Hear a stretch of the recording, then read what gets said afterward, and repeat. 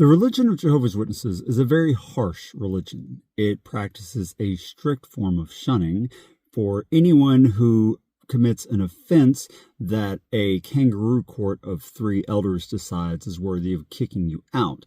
This can include things as small as disagreeing with the doctrines of the governing body in the Watchtower Bible and Tract Society. They refer to this as apostasy, even though they claim that they are neither inspired nor infallible. So you would think that a religion that harsh and that driven by rules and regulations, as it is, it's very pharisaical. Their book, The Shepherd, the Flock of God, the Elders' Handbook that the regular members are not supposed to read, but it gets leaked every time they issue a new one, currently has 290 pages and about 70,000 words of rules and regulations for Jehovah's Witnesses. If you read it, it reads very much like legal documents. It's extremely pharisaical. Despite all this, however, despite being a very judgmental religion, a very harsh dictatorial religion that demands full control of its members and their lives, they give really good advice sometimes about how to treat other people with kindness and compassion. It is wildly hypocritical. As Beth said in our video yesterday, she so eloquently put it, in the Watchtower, you are guilty until proven more guilty. That is their mentality. But let's read through the daily text. The daily text is called Examining the Scriptures Daily. That's the name of the book, and it is the daily devotional of Jehovah's Witnesses. Let's read through the text for today, Monday, March 11th, and see just how wildly hypocritical this extremely judgmental and law-driven religion really is when it comes to the advice that they give to the normal brothers and sisters in the congregations. The text is taken from John chapter 2, verse 25, which says, Jesus knew what was in man. And the comment says this, Jesus dealt with all 12 apostles in a kind and loving way. The lesson for us, what matters is not only what other people do, but also how we react to their mistakes and shortcomings. When we are upset with a fellow believer, we can ask ourselves, why does what he did bother me so much? Does it reveal a negative trait that I need to work on? Could it be that the person who upset me is dealing with a difficulty?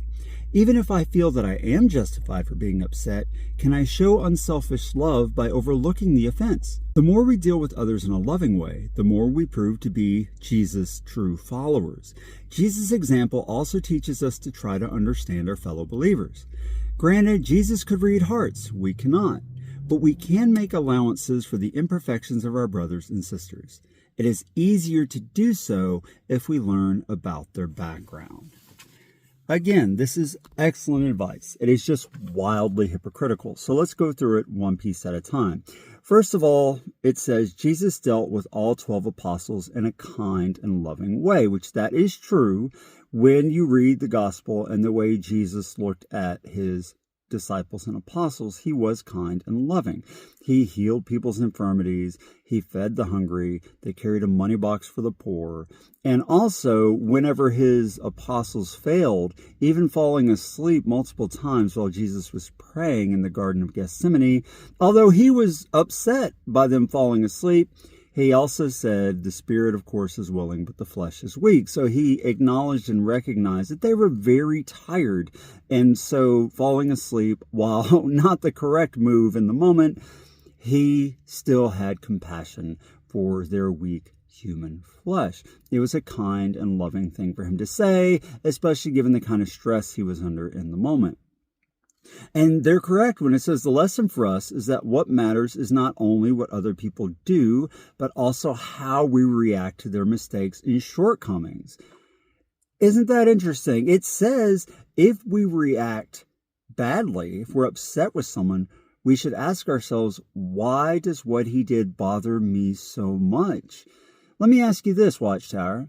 If someone disagrees with a doctrine of yours and speaks about it to other people in the congregation, why does that bother you so much? After all, you admit publicly in print and from the platform that you are neither inspired nor infallible. Well, if you're not inspired, that means that you're not getting your information directly from God. And if you're not infallible, that means you can make mistakes. You have made mistakes, many, many, many mistakes, all down through the decades of your 140-year or so existence. So why does it bother you so much when someone disagrees with you now? Let me just give you a list of the 7 prophetic failures I'm aware of since you began. You predicted 1914 would be the end of the world. It was not. Then 1925 didn't happen. Then 1941, and I actually have the original magazine, September 15th, 1941, I'm going to be reading a quote from, where you said in the Watchtower that Armageddon was mere months away. So that's another one to add to the list. So we have 1914, 1925, then 1951, then 1975, which is probably your most widely known failure. Then you claimed that this generation will not pass away until the end occurs. That is, the generation alive in 1914. But they're all dead, so that failed. In January of 1989, you said that the preaching work would be done by the end of the 20th century. That failed. But of course, you covered that one up because by the time that magazine went into the bound volume, you had changed the wording to say in our day rather than by the end of the 20th century. So why does it bother you so much when one of Jehovah's Witnesses disagrees with one of your doctrines? You are clearly prone to error and failure, prophetic failure. So if someone disagrees with you and what you say, why is this a problem? In fact, you ask in your text here, does it reveal a negative trait that I need to work on? That's a really good question, and I think you should ask yourself that question, governing body and the Watchtower writers. Does it reveal a negative trait in you that you cannot suffer and will not suffer someone disagreeing with you who calls themselves one of Jehovah's Witnesses, despite being uninspired and despite being fallible, as you yourself admit? I really would like you to ask yourself that question. What negative trait is it revealing that you feel the need for everyone to bow to you as the only source of truth when it's clear that you have failed and erred many, many times? Now, you also say that only the governing body is the faithful and discreet slave. That is also a change of doctrine because you used to say it was all of the anointed. Now it's only the few men who sit atop the Watchtower, the governing body. And you say that only they receive new light from God. That is, only they receive the changes that you make in doctrine, many of which have been flip-flops, not just modifications, but complete flip-flops. For instance, you used to teach that it was okay for someone to have an organ transplant. Then for about a decade, you changed your mind on that and said, no, that's cannibalism. You can't have an organ transplant. And then you flipped back to say, well, on second thought, it's okay. You can have an organ transplant. Now, how many people died during that 10 years because they thought that it was God's will for them not to get an organ transplant? And how would you feel if it was one of your relatives who chose not to get an organ transplant? They died, and then the next day, the Watchtower in an article says, oh, we changed our mind. It's okay to do that now. Obviously, this presents a serious problem. So when you demand that everyone listen only to you and not their own conscience and Bible understanding and reading, you cause harm to them many times. The 1975 prediction caused enormous harm to people who sold their houses, only went in the preaching work, didn't save up money, didn't focus on their careers, because you told them there was no point in doing that because the end was so soon. Well, those people, if they were 20 years old in 1975, would now be well into their 70s. Do you think it did them well to not go to college, not learn a trade, not focus on their career, or did you cause them massive harm? Of course you caused them massive harm. And yet you tell people in this excellent advice in the daily text to ask yourself, why does it bother you so much? And what kind of negative trait does it reveal in me? And then you ask, could it be that the person who upset me is dealing with a difficulty? Even if I feel that I am justified for being upset, can I show unselfish love by overlooking the offense? So let's say someone disagrees with you on something, and let's say that you are correct, for a change, in your teaching, and you know that you're right, and that the Bible's on your side, and that you have God's Spirit in your understanding, or however it is that you look at it. Could it be that they're dealing with something that you should show compassion for? But do you show compassion to people who disagree with you? No, you don't. You call them apostates, you kick them out, and you shun them, and you take any family and friends that they had that were Jehovah's Witnesses from them, because those people are told not to speak to them, not to call them, not to text them, not to communicate with them at all. My wife Beth has been shunned by her entire family for the last 7 years thanks to your fallacious doctrine on shunning. And why did Beth choose to leave? Because of all of the crime that's being swept under the rug that is causing harm to children. All of the lawsuits you've lost, the Australian Royal Commission that proved that you've been sweeping crime under the rug for decades. Crimes against children. Could there be any worse crimes? And yet, when she left, because she no longer accepted you to be teaching any kind of truth, if you were willing to cause this kind of harm, you robbed her of her family. And yet here in this text, you tell people, maybe you should be compassionate and overlook the offense because they're dealing with a difficulty. Yes, it was quite difficult for Beth to realize that the religion she was raised in turns out that they hide crime and don't report egregious crimes and therefore cause massive harm and trauma to children. So that's a very justifiable reason for her to be upset with you. I have many of my own reasons. That is one of them for me as well. And yet you show no compassion or kindness under those circumstances, thereby making yourself the worst kind of Pharisaical hypocrites in this article. And then it says, the more we deal with others in a loving way, the more we prove to be Jesus' true followers.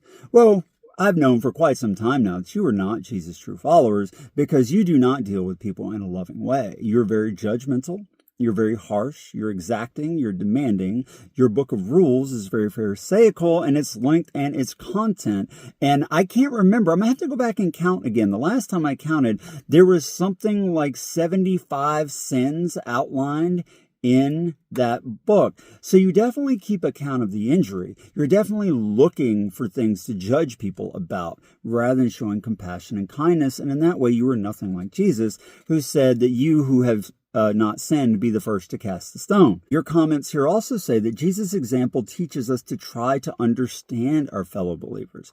Well, Watchtower, can you not understand why you would upset people when you sweep crimes against children under the rug, when you rob people of their family through your shunning policy, and how you lie about that to courts, such as in Canada, when your lawyer to the Supreme Court of Canada said that normal family relations continue with a disfellowshipped person, which you know is a lie. That is not at all true. You had the video not long ago where the disfellowshipped girl's trying to call her mother and the mother refuses to answer the phone. That is not normal family relations continuing. You tell people in print that they are to completely shun their family, not talk to them on the phone, not see them in person, not write them letters or emails or through social media. That is not normal family relations continuing. So you are also a liar. In addition to being woefully lacking in compassion and love, you are a liar. And I don't think Jesus would approve of liars. Clearly, based on your own words here, you are not true followers of Jesus. You are not trying to understand your fellow believers.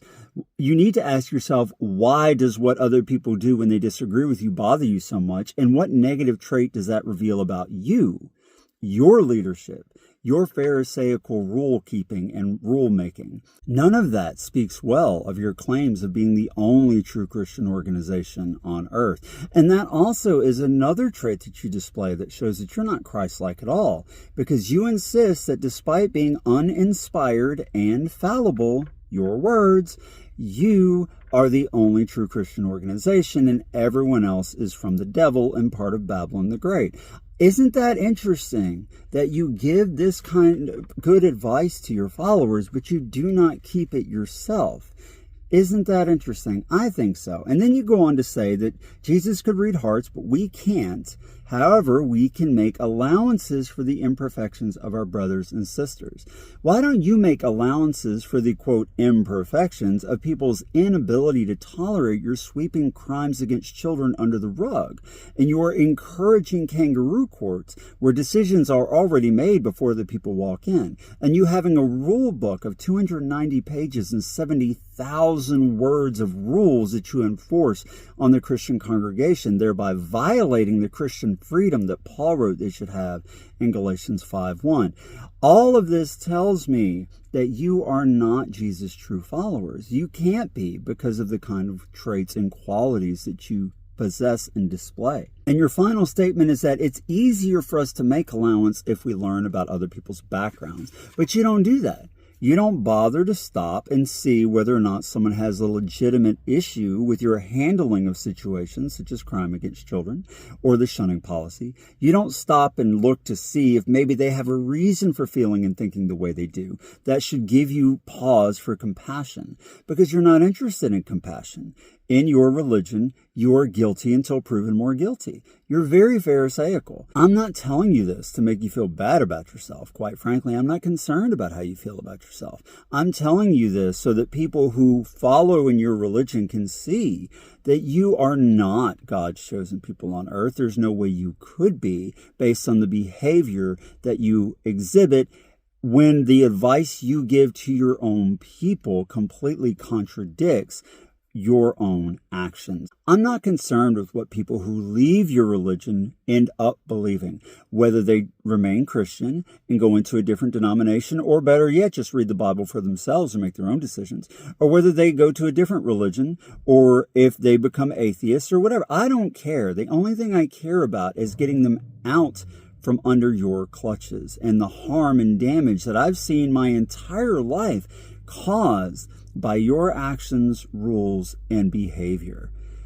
That is what I think about today's text. But, viewer, I would love to know what you think, so please leave a comment below. And if you like the video, please be sure to press like and subscribe to my channel to get future videos. And as always, thanks for watching.